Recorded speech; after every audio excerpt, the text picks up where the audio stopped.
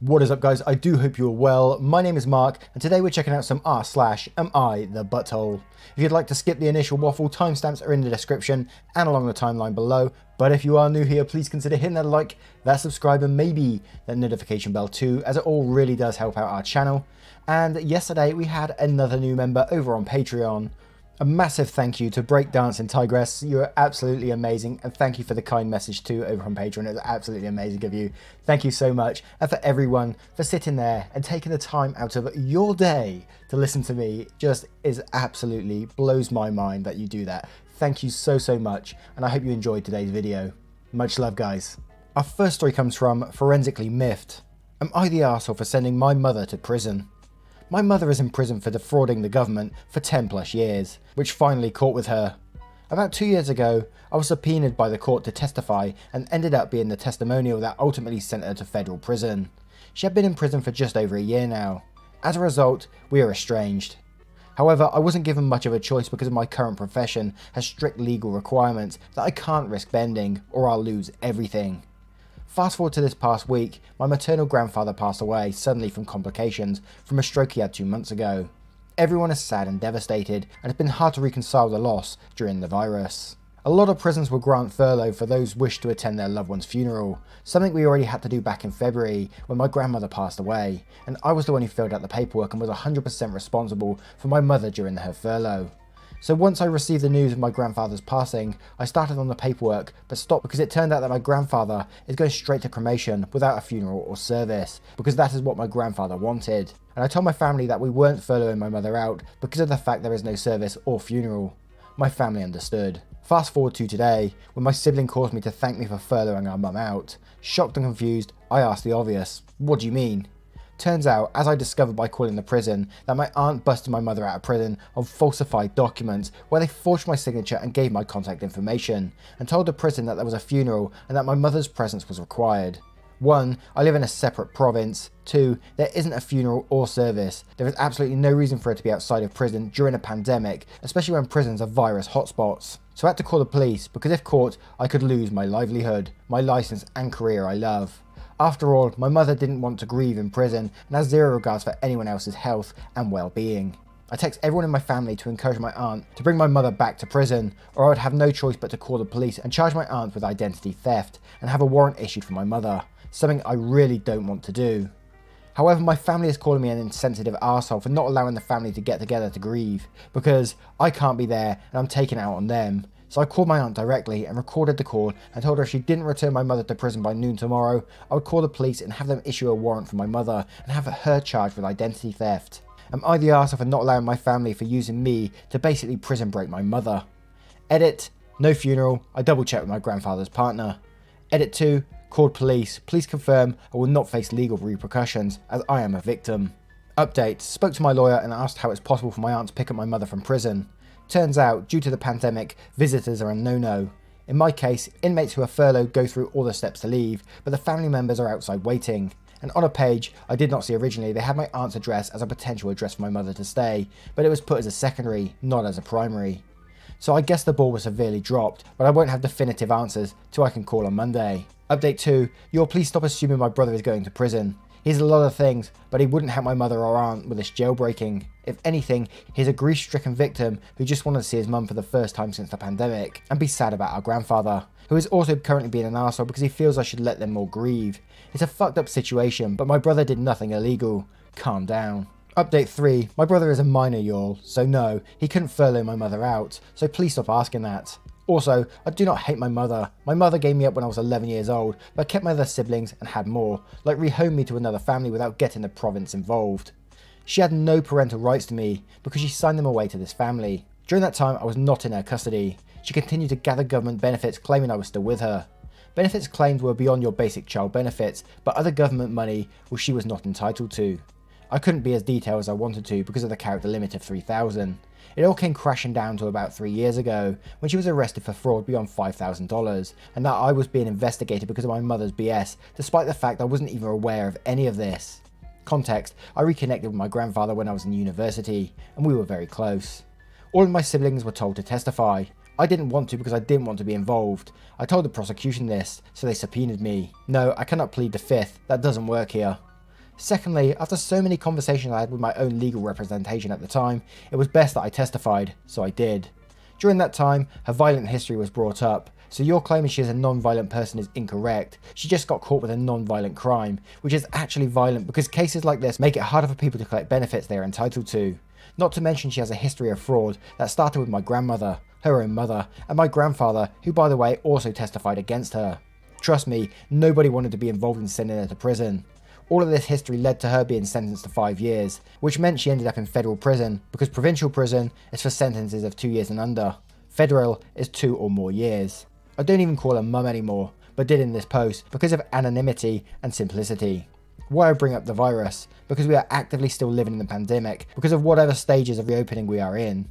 She has not been tested for the virus, and prisons are currently virus hotspots, so yes, I don't want her to be around my immunocompromised family members, which by the way also includes my aunt, who is battling breast cancer. I don't want people to die of the virus, or even have it. She can grieve like everyone else is, at home, but her home just happens to be a prison. I told all of this to the warden of the prison my mother is at, while also on the phone with the detective I spoke to yesterday and my lawyer. 2 investigations are now happening. Who authorised my mother's furlough at the prison, and my aunt's identity theft, which I'll probably take as a restorative justice path to, and whatever else the Crown decides to charge her with. I posted this for reassurance because my grief and helplessness weren't offering me the ability to look at this objectively. So thank you to everyone who said not the arsehole. All of you who claim you are the arsehole, you all are some serious trolls. Damn. Now this story was long enough, so I'm not going to go into too many details or extra comments on this one as well, because I want the episode to be a standard length episode. But I'm going to say not the arsehole. You know, your mother was in prison, your aunt is a huge arsehole for stealing your identity to break your mother out of prison. I think you did what's right. You don't want to jeopardize your career for people who's doing this kind of shit, you know. They need to step up and take responsibility. But I would love to know your thoughts on this story. Let me know in the comments below, and don't forget to vote on that poll in the description for story 1. And our next story comes from a throwaway account. Am I the arsehole for telling my partner to fuck off after telling me to cover myself? My partner and I had a little picnic in the park and brought our 6-month-old. I currently breastfeed and our daughter was getting hungry, so I folded up her blanket and put it on my knee and began to feed her. My partner started to hand me one of those thinner swaddling blankets and said, "Here so you can cover up." I replied with, "No, I'm okay." He insisted, and I once again said, "I'm okay, I'm not worried about people seeing me, and if they do, I don't care. I'm feeding our baby." He held the blanket out again. When I didn't grab it, he said, "I really think you should cover yourself." At this point I was getting irritated, and I said, "Fuck off. If I don't want to cover myself, then I'm not going to." He got annoyed and wanted to cut our picnic short, and got up and started walking to the car. Once we got in the car, he started asking for an apology for both swearing at him and for not covering myself. Now I feel bad for swearing. I wasn't going to cover myself regardless. It's 90 Fahrenheit outside. But he always wasn't understanding that I said no. Now this is one of those stories where no matter what your thoughts are, it always splits opinions in the comments, whether you don't want to see people breastfeeding or that. And I've got no problem with it. I'm more for people breastfeeding in public and feeding their baby whenever they need to, you know. It's just a titty. That's all I'm going to say about that.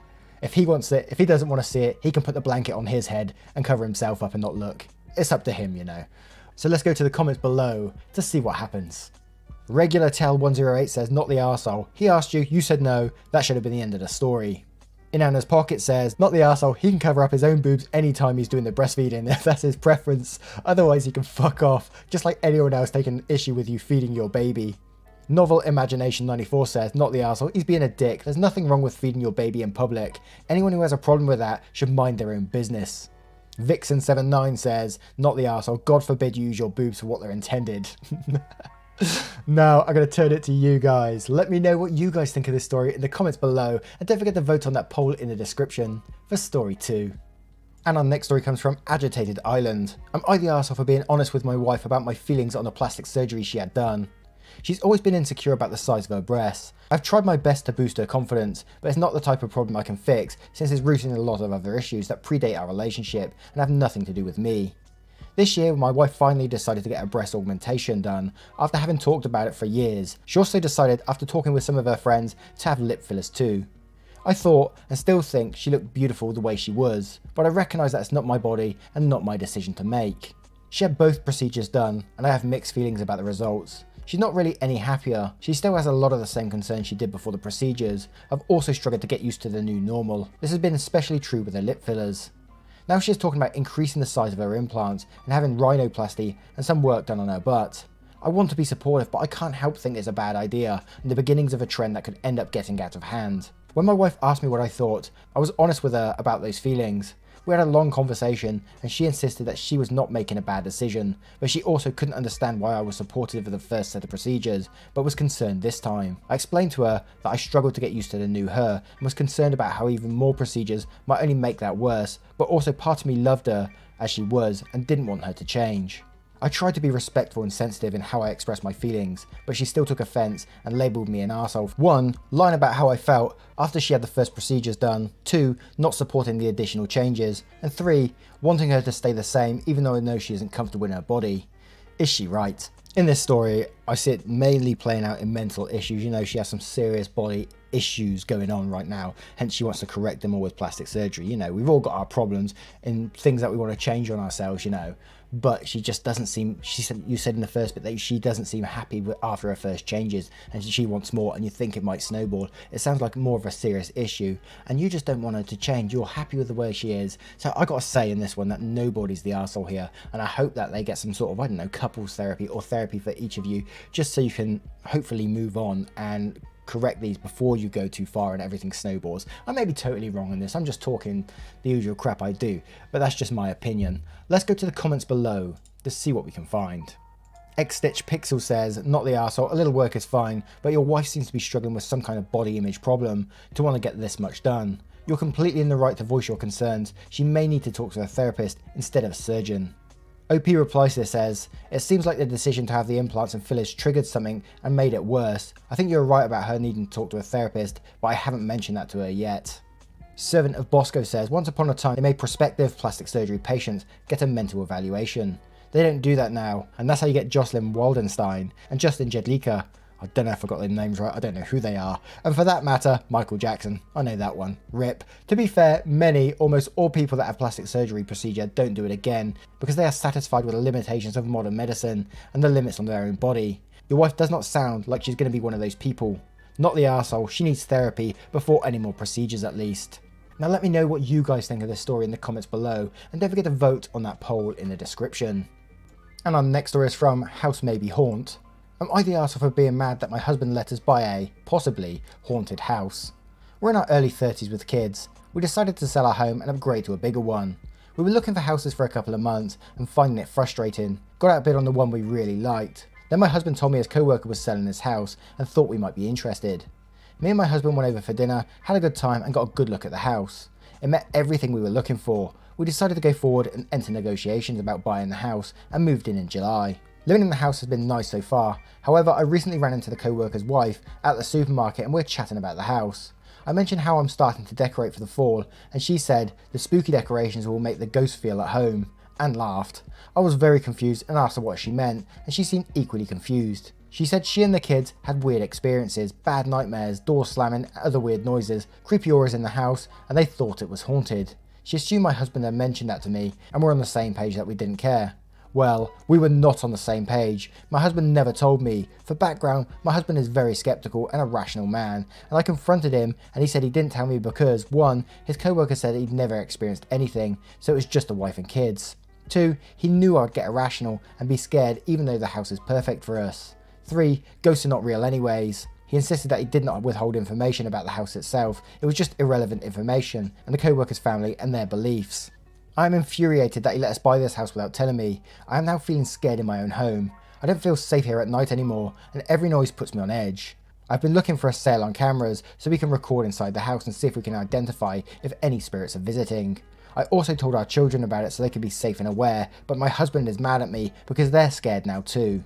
I am hoping that the previous family was either hallucinating, both the wife and kids, or that the spirits travelled with them to their new house. I'm not sure what I will do if they are actually here. My husband is not being very considerate of my fears and just keeps insisting ghosts are not real. He says I have no right to be mad and throw our family into turmoil over this. I know what he believes, but it's not what I believe, and puts us into this situation. Am I the arsehole? Wow, this is a different story from what we usually see on Am I the Arsehole, right? But my first thought is, why the hell did you tell the kids about it? What a moron.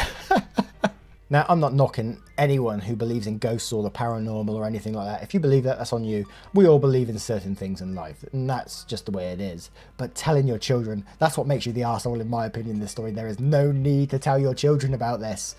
Wow, you've just caused some crazy shit going on in your house. Let's have a look at the comments below to see what we can find. Sure, Mum4 says, you're the arsehole. You told your children. Why? So they can be scared and paranoid as well. You haven't experienced anything and wouldn't have known the difference had the former owner not said something. Your husband did nothing wrong, but needlessly traumatizing your children is very wrong. Yeah, I totally agree with that one. Morgan and Merlin says, what? But I kind of like the story, so what the hell? You're the arsehole, even if you prescribe to the beliefs of spirits, and I'm not knocking you for that. There was no reason to purposely frighten the children, so you're the arsehole just for that. Also, where are you buying these special cameras that will catch spirits? Because if those existed, then there'd be a whole lot of things the world could settle on. Santa Sangri says, you're the arsehole. I say the following from personal experience. 1. Have you ever thought that maybe the wife was a bit wacky? 2. Houses with certain draft flow, especially older ones, will tend to cause the doors to open and close on their own. Is it spooky? Yeah. Is it literally the draft? Yeah. 3. I wouldn't be surprised if their children had nightmares because the wife was feeding this to them. You need to realise that you, the parent, need to set the tone for the home, and that the tone cannot, for the sake of your children, be, oh my god, I'm having weird vibes, this house must be haunted, they're trying to hurt us. 4. Even if ghosts were real, guess what? Nothing is out there to hurt you. Even if you do not feel at ease, a simple way to solve this would be to get someone to either stage or bless the house. I usually do this on my own whenever I move into a space to clean the energy, but I also know how to stage the house right. You should get a professional, it's much less expensive than moving. 5. Let me say, what a crappy thing to say, that you hope that supposedly harmful spirits are out following your family around. And as I said at the start, what a different story from the usual Am I the Arsehole posts. Let me know what you guys think of this story. Let me know in the comments below, and don't forget to vote on that poll in the description. Once again guys, thank you for being here, for taking the time out of your day to be here, to comment, to like, to share, to go on Twitter, Discord, everywhere. You are really appreciated from the bottom of my heart. Thank you for being here. I love seeing the same faces in the comments every day. Faces, text. You're wonderful people, that's all. And I will see you in the next one. Take care guys. Much love.